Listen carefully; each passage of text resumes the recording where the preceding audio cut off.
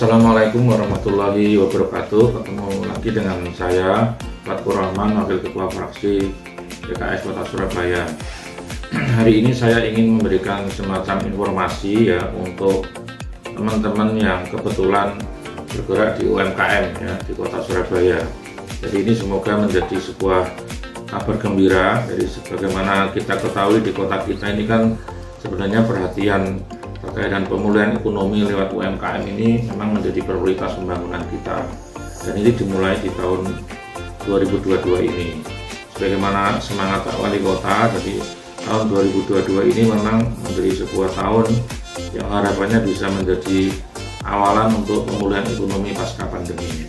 Jadi sebagaimana sudah berjalan, jadi di pemerintah kota kita ini kan ada program namanya e-Pekan ya, semacam aplikasi mobile yang bisa menghubungkan antara UMKM ya, usaha mikro kecil dan menengah kita dengan konsumen.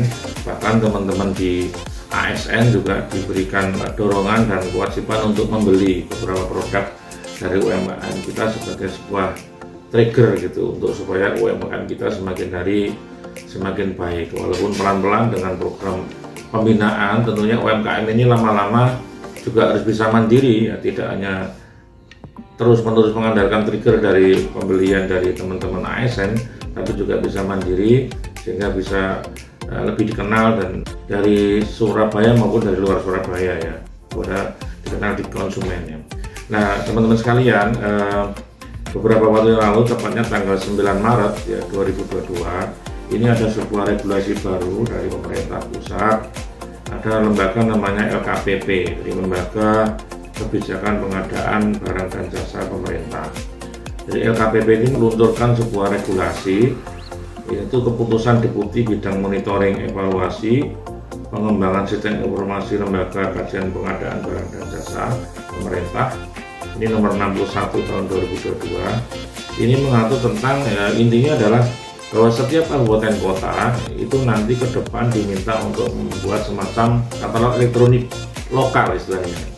Jadi kalau selama ini ada e-katalog nasional begitu ya, sekarang ini ada katalog elektronik lokal. Nah ini merupakan, menurut saya merupakan kabar gembira lah bagi UMKM. Tetapi saya dalam hal ini betul-betul memberikan dorongan kepada pemerintah kota. Tidak hanya kemudian program ini bisa berjalan, tapi tantangannya adalah bagaimana kita ini mempersiapkan UMKM kita agar siap masuk dalam program katalog elektronik lokal ini, atau kita singkat e-katalog lokal gitu ya. Tentunya ini pasti akan berbeda dengan model e-Pekan ya. Jadi kalau katalog elektronik lokal ini harapannya adalah bagaimana pemerintah daerah atau pemerintah kota kita, kota Surabaya ini betul-betul menemukan nanti UMKM yang layak kira-kira masuk kualifikasi yang bisa masuk di e-katalog ini gitu. Dan tentunya ini ada beberapa syarat. Kalau yang kita lihat di regulasi yang ada itu, syarat yang paling penting tentunya pasti syarat administrasi. Nanti ada semacam form, yaitu pernyataan dari pelaku usaha UMKM kita bahwa betul-betul informasi tentang produk maupun harga yang dituangkan nanti di asal itu betul-betul benar ya. Jadi harus ada suatu pernyataan. Jadi jangan sampai nanti ternyata masuk di e-katalog produknya ini, kemudian harganya ini, ternyata ketika dicek di lapangan ternyata produknya tidak ada gitu, atau hanya jadi broker atau seperti apa. Nah, kita tidak ingin seperti itu. Betul-betul itu ada produknya, ada harganya. Itu makanya perlu surat pernyataan. Itu yang pertama. Yang kedua, ada namanya syarat kualifikasi. Jadi UMKM ini seperti apa kualifikasinya, kemampuannya sampai sejauh mana ya. Kemudian ini kemampuan usahanya seperti apa dan sebagainya. Kemudian yang ketiga ada syarat teknis, itu terkait dengan barang dan jasanya seperti apa, nanti ada formnya di situ. Dan yang terakhir adalah syarat tentang harga. Jadi di situ ada penetapan harga-harga yang harus muncul di dalam e-katalog ini.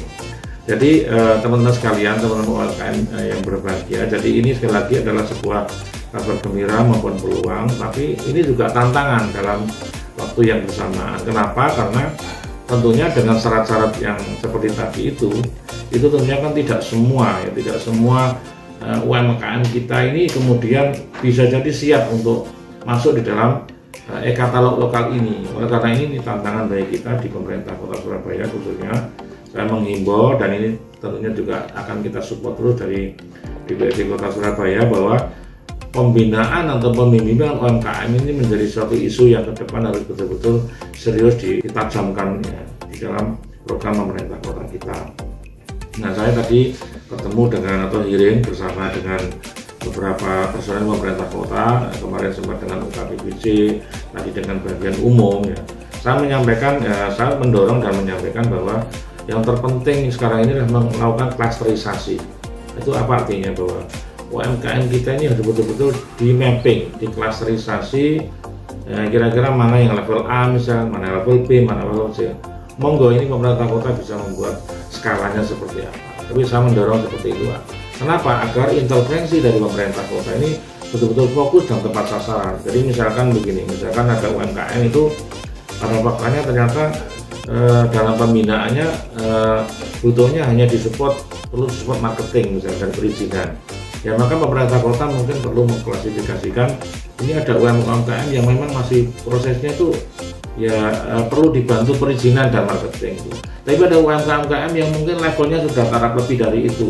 Misalkan ingin dibantu bagaimana kualifikasi produknya bisa lebih baik, atau mungkin sistem packagingnya misalkan ya, atau mungkin sampai pada taraf kualifikasi SDM-nya mungkin perlu sertifikasi tertentu, SDM-nya perlu standarisasi tertentu, bahkan sistem-sistem yang lebih jelimet misalnya tentang keuangan ya, itu mungkin ada level-level UMKM yang sudah taraf seperti itu, maksudnya sudah melewati proses-proses yang marketing sudah oke, gitu ya, kemudian perizinan sudah oke, tetapi ternyata dari sisi keuangannya mungkin atau dari sisi kualifikasi produknya mungkin masih perlu sesuatu yang perlu peningkatan. Tentunya ini levelnya harus berbeda gitu.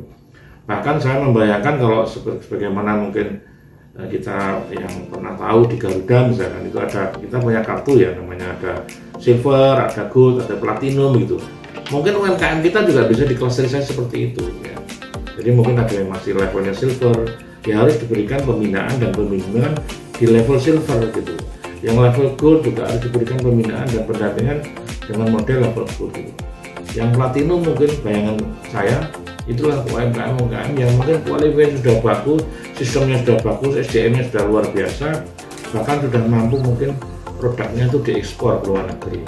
Nah, ini kita bisa melakukan ini dengan pemerintah kota, saya pikir pasti bisa gitu ya.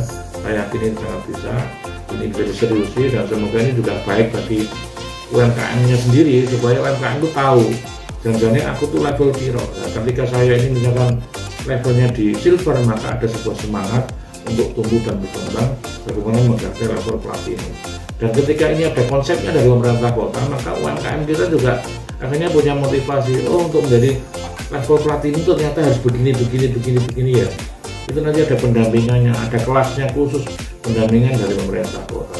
Ini menurut saya teman-teman sekalian, terutama bagi teman-teman yang dari UMKM, termasuk teman-teman yang ada di pemerintah daerah, saya sangat berharap program dari LKPP ini, yaitu berupa e-katalog ya, lokal ini betul-betul sukses di kota kita, dan tidak hanya sekedar menambah UMKM, tetapi saya mengkritisi agar ada pendampingan dan pembimbingan UMKM ini lebih serius dengan cara kita membuat semacam klasterisasi atau levelisasi UMKM, agar intervensi dari pemerintah kota maupun nanti mungkin ada kerjasama dengan dunia usaha ya, itu bisa lebih tepat sasaran.